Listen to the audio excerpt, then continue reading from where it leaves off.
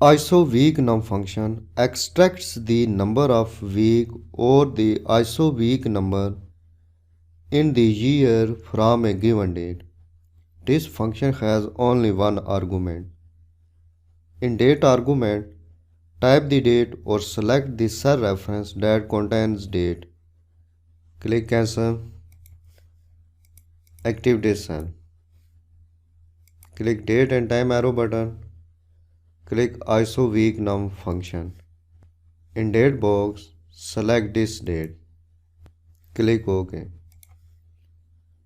Function returns 17 week number of year April 22, 2019 based on the beginning of year January 1st, 2019.